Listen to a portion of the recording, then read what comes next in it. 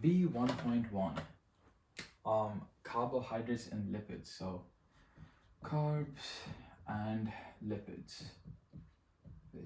Now, carbohydrates are just very basically mostly consisting of sugars. So that's the basic unit. And lipids consist of, well, commonly called fats. Now, it's integral for human beings to have both of these. Both of them are also formed from oxygen, hydrogen, and carbon. Now, in this case, we're going to start by focusing on carbohydrates.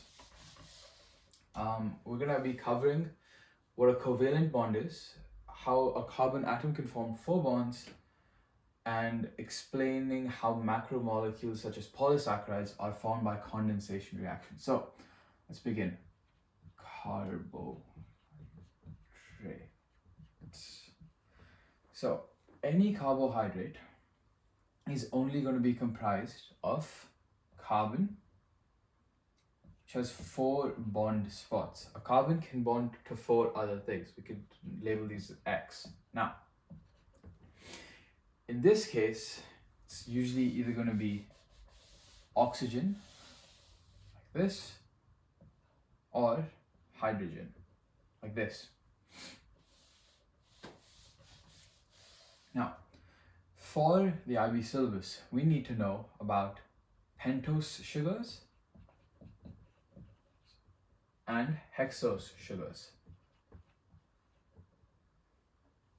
Pentose sugars, as the name would suggest, have 5 carbon, while hexose sugars actually have 6 carbon.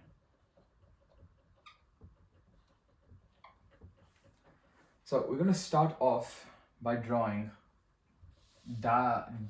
ribose, which is a pentose sugar. So ribose is the first pentose sugar we need.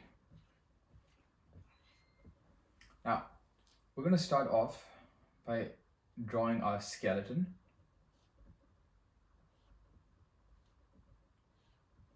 Within the skeleton, we're going to have these intersections representing carbons. Representing carbons. So carbon here, carbon here, carbon here, and a carbon here. Now, oxygen will actually be placed up here. From this carbon, we're going to have CH2OH.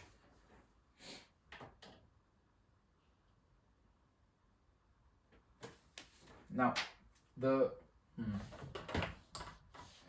so CH2OH. The rest of the carbons are going to have OH groups attached to them and some H groups. We don't actually usually represent the H's, so here you'd have a hydrogen again, but we generally don't tend to represent those. And finally, on this side, you have an OH that goes upwards. So this is how your ribose is going to look. Now, deoxyribose, which is the second one, so we're going to add a deoxyribose.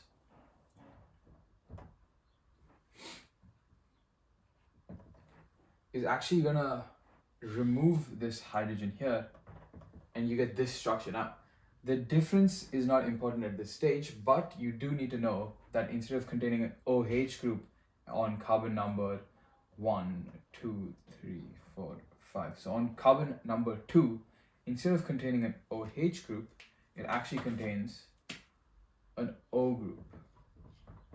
That's the difference. So you can pause here. Next. We're going to move on to hexose sugars. So let's start with our most basic hexose sugar. So glucose. Now, glucose comes in 2 varieties, alpha glucose or beta glucose. This is alpha glucose, and the difference is actually in allowing humans to digest it or not. Alpha glucose can be digested by humans. So you're going to see this very often in later on when we do multiple polysaccharides, you're going to see alpha glucose being used. Now, similar to ribose, glucose also is formed of carbon and oxygen and hydrogen because it is a sugar. So you're going to start off with 6 of these. So in this case, I'm not going to actually represent the carbons because it gets quite confusing, but I will show the oxygen. Now, that is an oxygen, and I'm going to represent this in a different color just so that you can tell from the main body. So again, you have CH2OH, it's going to be up there. Now here we're going to start off by saying OH, then OH, finally you're going to have an OH group down here. Now this is where it gets very important.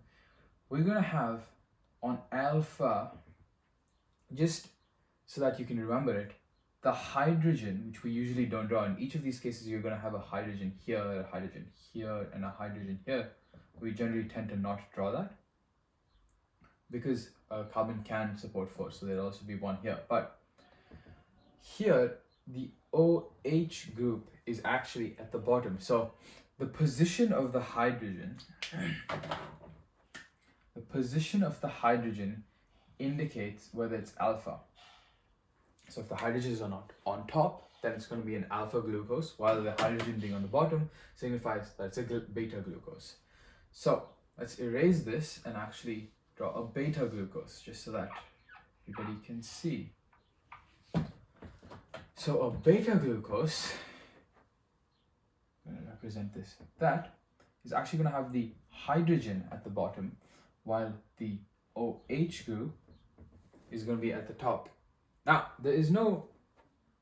in this case, there's no reason to draw the hydrogens on any of these, but just so if you don't want to get confused or if you want to remember it, you can.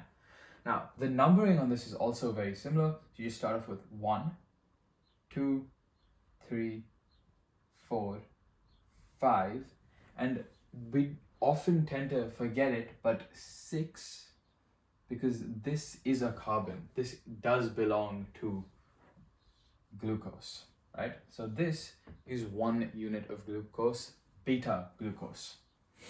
Now, let's erase beta glucose. From now on, we're gonna cover disaccharides. So what we were covering up till now,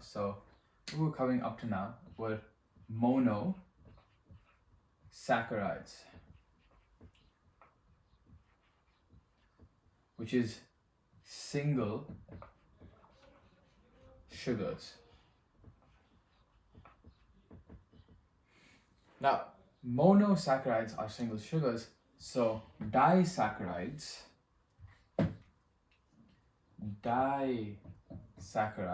must be 2 types of sugar,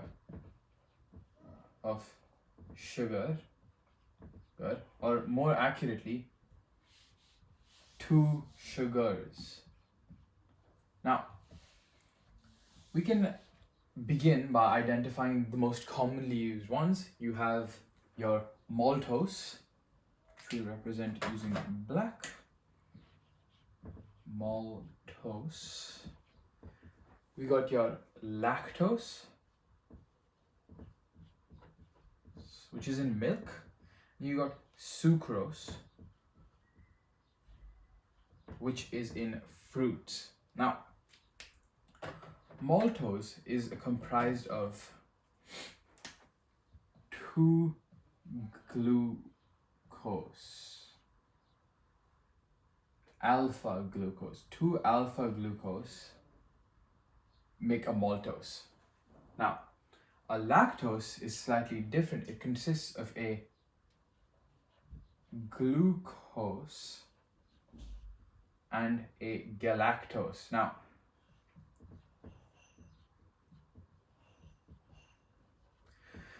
glucose is already been covered as an alpha. Glucose, galactose, as long as you know that it's galactose, you don't need to know the structure of it. So, lactose comprises of these two things. Finally, sucrose is again glucose and ribose. Ribose is the pentose sugar we previously looked at. And it's found, sucrose is actually found in many fruits.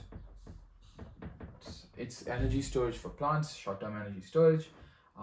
Lactose is actually found in milk, and maltose is found in a variety of sweet ingredients. Next,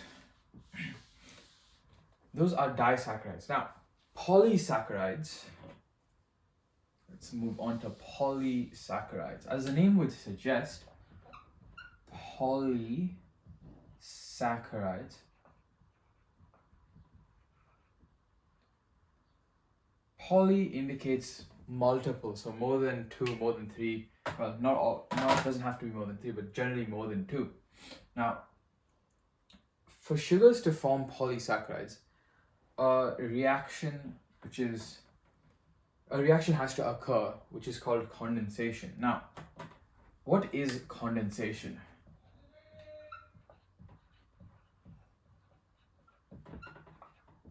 Condensation is when, we will continue this in part 2.